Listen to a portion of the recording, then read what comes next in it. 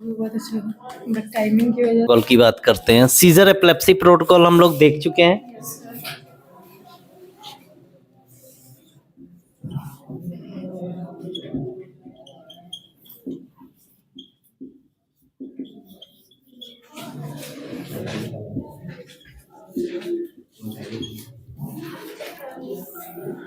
चलो, MRI brain vertigo protocol आज का हमारा टॉपिक है।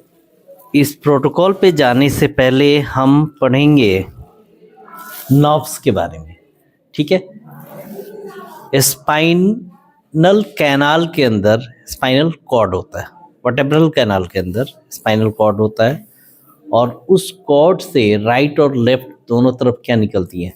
नर्व्स निकलती हैं, ठीक है। जो भी नर्व्स स्पाइन से निकलती हैं उनको हम क्या बोलते हैं? Spinal nerves. जो ये हमारा जहाँ से बेस ऑफ स्कल से नीचे नेक में, बेस ऑफ स्कल से जस्ट नीचे नेक, अपर थोरैक्स, चेस्ट, एब्डोमेन, ये जितने भी ऑर्गन्स हैं इन सब को ऑर्डर लेना और देना ब्रेन करता है किसके थ्रू? स्पाइनल नर्व्स के थ्रू। एक बार और रिपीट कर रहा हूँ, बेस ऑफ स्कल से नीचे जितने भी ऑर्गन्स हैं फेस को छोड़ के, ये जो नेक के आगे, ये हमारा अगर आप ऐसे कर दो तो ये बेस ऑफ स्कल से आगे, ठीक है। तो फेस, ऑर्बिट, ब्रेन, इनको छोड़ के नीचे नेक, अपर चेस्ट, ये जितना इसके नीचे जो भी पार्ट्स हैं सबको कौन कोऑर्डिनेट करता है? स्पाइनल नर्व्स, ठीक है, जो कि स्पाइन से निकलती हैं, ठीक है। लेकिन नर्व्स हमें किसके लिए चाहिए? आईज रोटेट करने के लिए, सुनने के लिए, टंग रोटेट करने के लिए, स्मेलिंग के लिए, चिक पूरा चाहिए या नहीं? ठीक है। ब्रेन के लिए भी, ब्रेन के लिए भी किससे कोऑर्डिनेट करेगा? ये भी चाहिए, ठीक है। तो ये जो भी नर्व्स हैं जो कि हमारे फेस को, ऑर्बिट को, हियरिंग को, ठीक है, और बहुत सारे हमारे इनवॉलेंट्री मूवमेंट हैं उनको, involuntary action are regulated from brain. Involuntary action, ठीक है, जैसे डायफ्रामेटिक मूवमेंट हो गया, ठीक है। डायफ्रामेटिक मूवमेंट को हम रोक सकते हैं? नहीं, ठीक है। हार्ट का मूवमेंट हो गया, जो भी हमारे इनवॉलेंट्री, सिस्टोलिक डायस्टोलिक प्रेशर हो गया, तो ये इनवॉलेंट्री मूवमेंट है। इन इनवॉलेंट्री मूवमेंट को रेगुलेट करने का काम ब्रेन करता है, ठीक है। चलो, अब ब्रेन के अंदर से जो नर्व्स निकलते हैं उनको हम बोलते हैं cranial nerves. Cranial nerves. Cranium किसको बोलते हैं? क्रेनियम, स्कल को। स्कल को हम क्या बोलते हैं? इंट्राक्रेनियल, स्कल के अंदर, एक्स्ट्राक्रेनियल, स्कल से बाहर। तो क्रेनियल नर्व्स जो स्कल के अंदर होता है, अंदर से, ठीक है। स्पाइन के अंदर होगा तो स्पाइनल नर्व्स, क्रेनियम के अंदर होगा तो क्रेनियल नर्व्स। देखो, ये बहुत बेसिक चीज़ें हैं, हम एक दो बार पढ़ें तो भी समझ सकते हैं, बट ये क्लियर मैं करते जाता हूँ, ठीक है। अब ये क्रेनियल नर्व्स टोटल कितने होते हैं? 12, 12 पेयर्स ऑफ क्रेनियल नर्व, ठीक है। 12 पेयर्स ऑफ क्रेनियल नर्व्स। अब इनको हम देखेंगे। 12 पेयर्स ऑफ क्रेनियल नर्व्स किसको किसको याद है?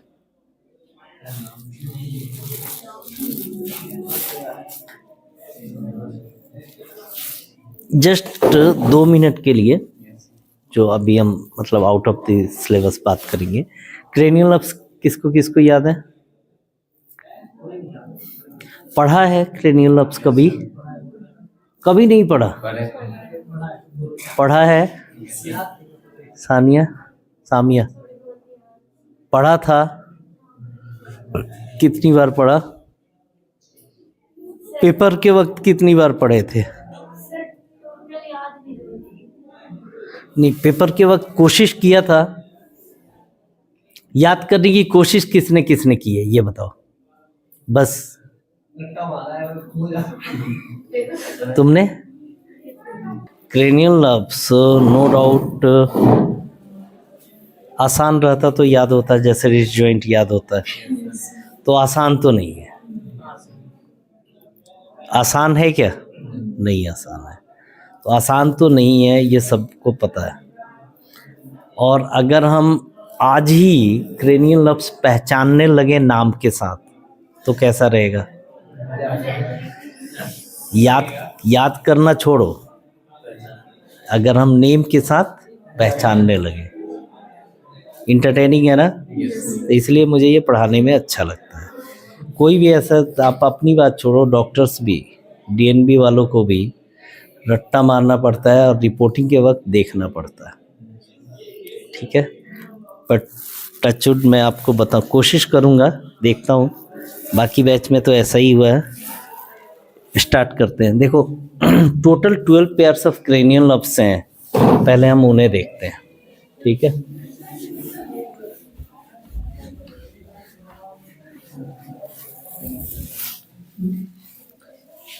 ट्वेल्व पेयर्स ऑफ क्रेनियल, जैसे स्पाइनल नर्व्स है, स्टार्ट कहाँ से होती है? 1 2 3 4 नीचे। वैसे ही ब्रेन के भी नर्व्स स्टार्ट होते हैं ऊपर से नीचे, ऊपर से नीचे।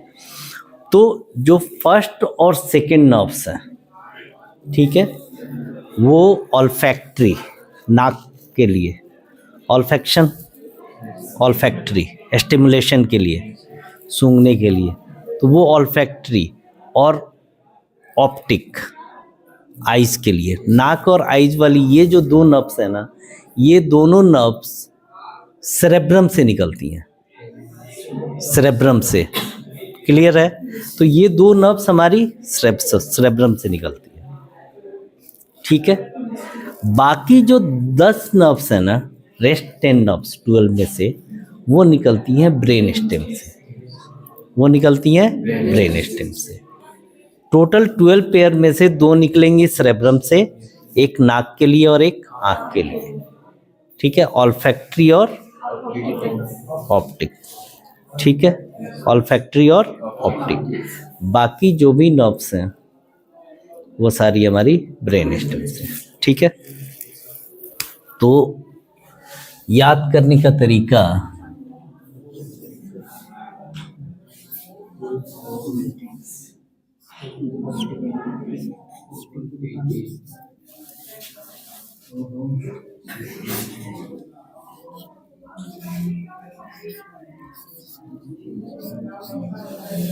काउंट करना कितने हुए?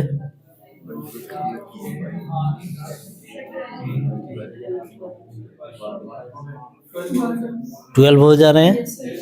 Triple O T T A F V G V H, ठीक है, डन।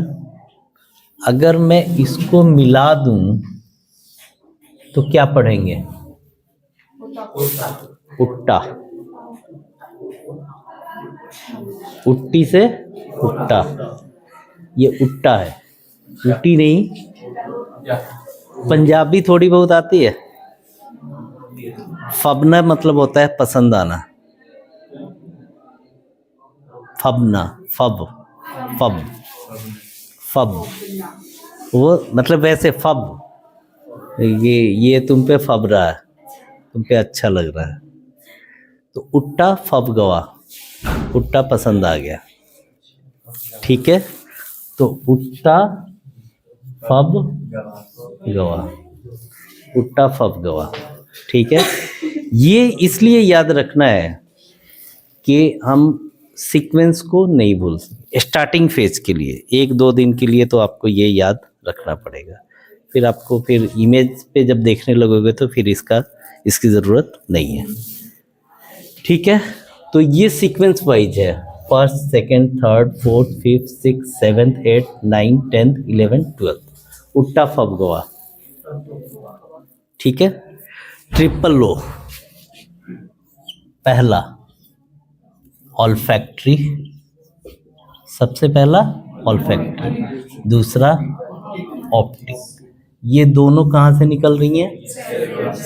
सेरेब्रम से, सेरिबेलम नहीं, सेरेब्रम से। उसके बाद तीसरा oculomotor, third one is oculomotor और ट्रॉक्लियर। ओकुलोमोटर और ट्रॉक्लियर, ओकुलोमोटर और ट्रॉक्लियर, ये दो निकलते हैं मिड ब्रेन से। ठीक है, ब्रेन स्टेम का मिड ब्रेन याद है? Medulla pons mid brain. तो दो ऊपर निकल गए, ऑल्फैक्टरी और ऑप्टिक सेरेब्रम से, और ओकुलोमोटर और ट्रॉक्लियर ये निकल गए। कोई डाउट? ठीक है। उसके बाद हम बात करते हैं ट्राइजेमिनल,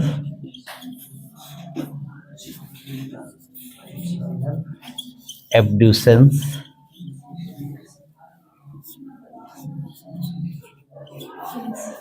फेशियल, वेस्टिबुलो कॉक्लियर, ये चार निकलते हैं पोन्स से। ट्राइजेमिनल यानी fifth, sixth, seventh, eighth, fourth, third, second, first. Pons से ट्राइजेमिनल, एब्ड्यूसेंस, फेशियल और वेस्टिबुलर। ऊपर से आते हैं ऑल्फैक्टरी और ऑप्टिक। ठीक है, उसके बाद ओकुलोमोटर और ट्रॉक्लियर। ठीक है, उसके बाद ट्राइजेमिनल, एब्ड्यूसेंस, फेशियल और वेस्टिबुलो कॉक्लियर। वेस्टिबुलो कॉक्लियर, कॉक्लिया और वेस्टिब्यूल, ये दो पार्ट होते हैं इंटरनल ईयर के। इन दोनों को ये जाके सप्लाई करती है, तो इसलिए इसको बोलते हैं वेस्टिबुलो कॉक्लियर। ये हियरिंग के लिए रिस्पॉन्सिबल है, हियरिंग के लिए, कान के लिए। ठीक है, उससे पहले फेशियल है, एब्ड्यूसेंस है और ट्राइजेमिनल, ये सारे फेस के लिए ही मेनली रिस्पॉन्सिबल हैं, अलग अलग फंक्शन है। ठीक है, अब इसके बाद ग्लोसो फेरिंजियल, ये कौन सा है? नाइन्थ। उसके बाद वेगस, ये एक्सेसरी, और ये है हाइपोग्लॉसियल, हाइपोग्लॉसियल। ग्लोसोफेरिंजियल, वेगस, एक्सेसरी और हाइपोग्लॉसियल, ये चार हैं किससे? मेडुला से। ठीक है, olfactory, optic, oculomotor, trochlear, trigeminal, abducens, facial, vestibulocochlear, glossopharyngeal, vagus, accessory और हाइपोग्लॉसियल। क्लियर है? कोई डाउट? चलो, अब हम बात करते हैं कि जैसे ये जो ऑप्टिक और ऑल्फैक्टरी है, ये तो सेरेब्रम से निकलता है, इसलिए इसका वर्टाइगो प्रोटोकॉल से कुछ लेना देना नहीं है। हाँ, अगर हमारे को इससे रिलेटेड दिक्कत आई तो हम या तो फेस की स्टडी करेंगे या ऑर्बिट की स्टडी करेंगे। तो फेस और ऑर्बिट में हमारा ये इंक्लूड होता है। ठीक है, अभी हम मेन फोकस करेंगे किस पे? जो ब्रेन स्टेम से निकलते हैं उनसे, क्योंकि इनमें किसी में भी दिक्कत आएगी तो ये हमारा इंडिकेट करता है वर्टाइगो प्रोटोकॉल के अंदर। क्लियर है? चलो, तो अब हम बात करते हैं एक्सियल की इमेज में। एक्सियल की इमेज में ब्रेन स्टेम देखा है आप लोगों ने? देखा है? एक्जियल की image, medulla, pons, mid brain. Mid brain कैसा दिखता है? वेरी गुड, बटरफ्लाई शेप का पहचानने का यही तरीका है ना, ठीक है। तो जैसे ही आप ऊपर से इमेज देखते हुए आएंगे, जैसे ही आपको बटरफ्लाई दिखेगी तो उसको पकड़ लेना है, ठीक है। तो बटरफ्लाई के पास क्या है? ट्रॉक्लिया, ठीक है। तो आपने यहाँ पे ये ऐसे बटरफ्लाई आप देखोगे, ठीक है। एग्जैक्ट वैसा नहीं, बट जैसा भी हो, समझ में आ रहा है।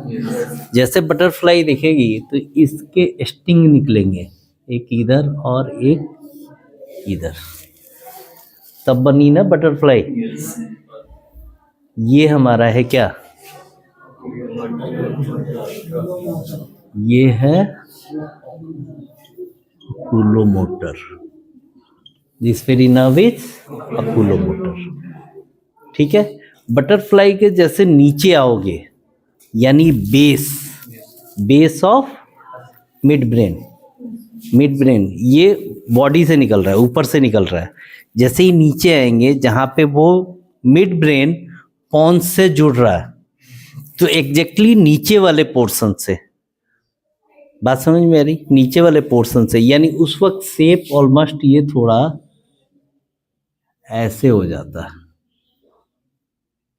पॉन्स के जैसा हो जाता है। ये शेप चेंज होने लगता है, ठीक है। बट ये है मिड ब्रेन। बिल्कुल यहाँ से, इस जगह से एक पतली सी नर्व्स निकलेगी इधर, और एक पतली सी नर्व्स निकलेगी इधर। That is from base of mid brain, ठीक है। पहले वो बटरफ्लाई शेप, वहाँ से ऑकुलोमोटर, और उसके बाद नीचे से उसके जस्ट बाद देखते हुए आएंगे। हमें क्या देखना है? मेनली हमें फोकस क्या करना है? Brain stem. जैसे ही नीचे आएंगे तो एक पतली सी nerves base of mid brain से निकलेगा। That very nerves is known as trochlear. Clear है? Done? That is fourth. This one was third and this one is fourth.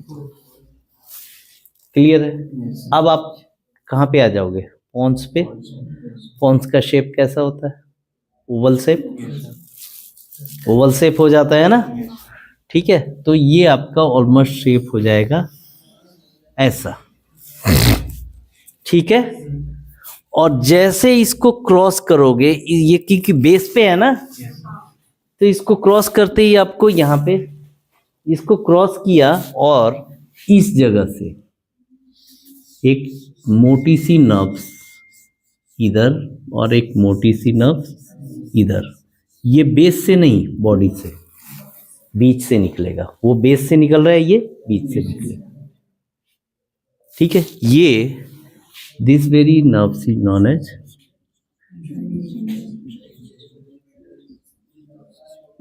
That is fifth. तो ये दोनों किससे हो गए? मिड ब्रेन से। और ये किससे हो गया? पॉन्स से। तो पॉन्स से first nerves, thickened nerves, right और लेफ्ट दोनों तरफ ट्राइजेमिनल नर्व्स होती है, ठीक है, जो कि मैग्जिला को मेनली ये सप्लाई करती है। ऊपर वाली दांत में दर्द हो जाए, ठीक है, ये वाला जो पोर्शन है, ये ट्राइजेमिनल न्यूरोलजिया के केस में है।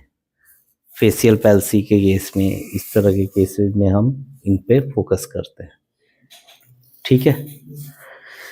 तो ये नर्व्स हमारी क्या हो गई? ऐसे मोटी सी नर्व्स निकल रही, पतली सी निकल रही है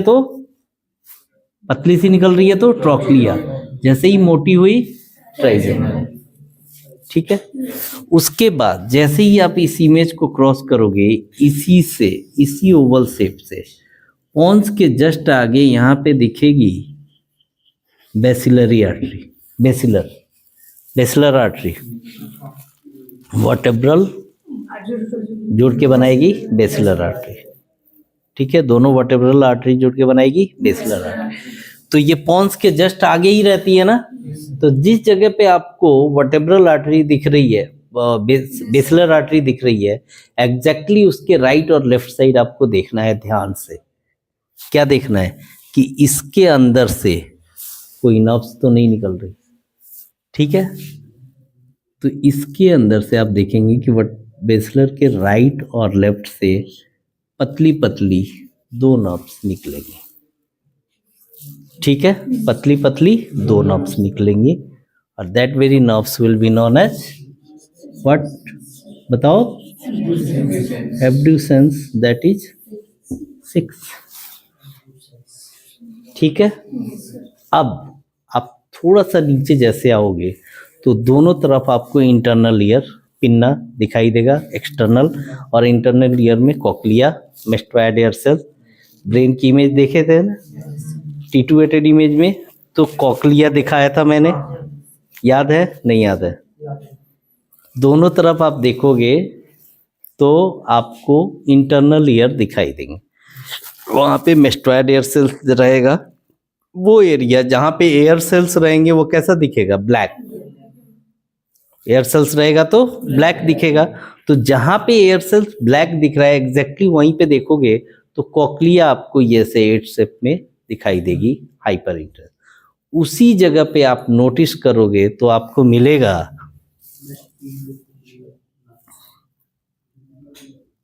इसी शेप में, ऐसे ही ओवल शेप में ही पेयर में दो इधर और दो इधर, दोनों एक साथ, दो नर्व्स राइट साइड और दो नर्व्स लेफ्ट साइड। किससे? पॉन्स से, पॉन्स से। ट्राइजेमिनल के जस्ट बाद आप एब्ड्यूसेंस, एब्ड्यूसेंस के जस्ट बाद आपको ये नजर आएगा, ठीक है। दोनों तरफ राइट और लेफ्ट दोनों तरफ, इसमें दो नर्व्स इधर, दो नर्व्स। जो पहली नर्व्स होगी ये होगी 7th और ये होगी 8th, यानी 7th बोले तो फेशियल और ये वेस्टिबुलो कॉक्लियर। क्लियर है? ठीक है। आगे वाला अब फेशियल वेस्टिबुलो कॉक्लियर में याद रहेगा, एंटीरियर होगा तो 7th फेशियल और पोस्टीरियर वाली वेस्टिबुलो कॉक्लियर। इसमें बच्चे गलती करते हैं, तो गलती करने का मतलब ही नहीं है, जो पहले आएगा वो 7, उसके बाद ही आएगा 8, 7th पहले 8th बाद में, ठीक है। कोई डाउट? चलो, तो ये हमारी 4 नर्व्स 5th 6th 7th और 8th ये किससे निकल गई? पॉन्स से। अब बच्चा मेडुला से, अब बच्चे मेडुला से। थोड़ा सा इससे जस्ट नीचे आओगे तो मेडुला जहाँ पे शुरू हो रहा है एग्जैक्टली वहीं पे, मेडुला जहाँ से शुरू हो रहा है वहीं पे ऐसा ये ना ऑलमोस्ट ऐसा शेप बनता है, ठीक है। इस तरह की शेप बनती है। क्लियर है? तो आप क्या रियलाइज करोगे कि दो नर्व्स यहाँ से और दो नर्व्स यहाँ से, ऐसे दो नर्व्स, ये भी पेयर में ही निकलेगी, दैट इज 9th और 10th, 9th एंड 10th। ये जो होगी ये 9th होगी और ये वाली कौन सी होगी? 10th। 9th बोले तो कौन सी हो गई? Glosso pharyngeal. और 10th बोले तो वैगस, 10th बोले तो वैगस, ठीक है। ऊपर वाली 9th और नीचे वाली 10th, ठीक है। अब इससे जैसे नीचे आओगे तो मेडुला ऑलमोस्ट ऐसे गोल सा दिखना शुरू हो जाएगा, मेडुला ऑलमोस्ट गोल सा दिखना शुरू हो जाएगा। क्लियर है? तो आप क्या रियलाइज करोगे कि यहां से पोस्टीरियरली ऐसे एक नर्व्स निकल रही है मेडुला से ही, दैट इज 11th। 11th बोले तो एक्सेसरी, ठीक है। और उससे जस्ट नीचे आओगे तो एक ऐसे, दैट इज हाइपोग्लोसियल।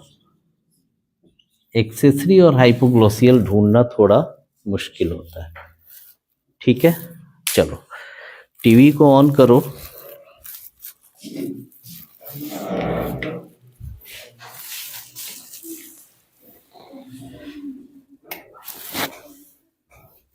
कोई एक्सपर्ट बंदा है इधर? सोहेल, ये मोबाइल कनेक्ट करना किसी का टीवी से, ये पढ़ रहा है कि नहीं पढ़ रहा है? पढ़ रहा है। इसमें पानी आना शुरू हुआ।